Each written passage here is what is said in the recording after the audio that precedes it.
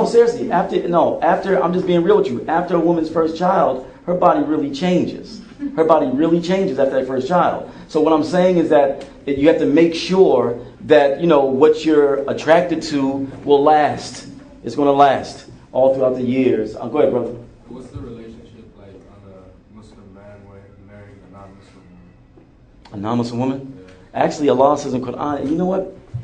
We don't talk about this like we should. Because we'll always say a Muslim woman cannot marry a non-Muslim man. Sure. But Allah in the Quran tells Muslim men, do not marry mushrik women until they believe. Now, when I say when you say non-Muslim woman, I'm thinking like right now mushrik, like just believing, like don't believe in Allah, just a false god, what have you. You know what I'm saying? Something else is first. Something else is first besides Allah. Something else is first. So Allah says, do not marry mushrik women until they believe. Check this out. No matter how pleasing they may look to you. Now you know that's relevant. That's real. Ain't that real though? Tells you a lot real. You know what I'm saying? No matter how pleasing they look to you, do not marry them. Because there's going to be a problem if she decides not to come to this deen. And a Muslim man, she's not deserving of a Muslim man. Why? Here's what I mean by that.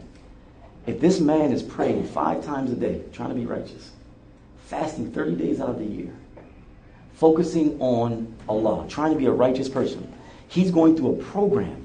He's going through a conditioning program, a spiritual conditioning program to be a better person, and she's not.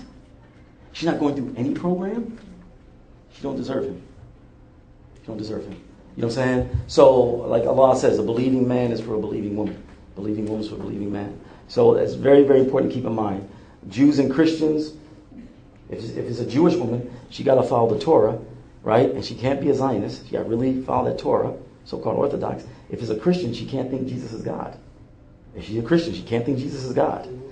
So it would have to be a Christian woman who does not believe that Jesus is God. You know what I'm saying? Like it doesn't, like her belief, it doesn't contradict. So you won't have like shirk and tawheed in the house. Eid and Christmas. Yes, ma'am. I would like to know why some people set the difference, like the boundaries between culture and religion, and like sometimes mistake their culture for their religion. How do you separate? By being in America? No. What I mean by that is that one of the things about being in America is that what you all have in common becomes Quran and Sunnah.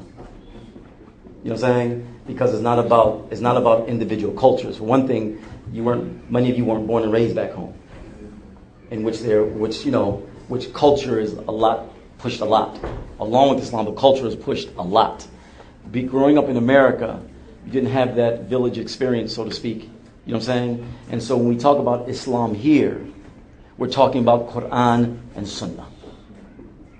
You know what I'm saying? So one of the benefits of being here is that dynamic. Just the fact that so many different types of Muslims are used to being around each other is a serious dynamic. But when you have different types of Muslims around each other a lot, the thing that comes to the forefront is Quran and Sunnah. Mecca 1.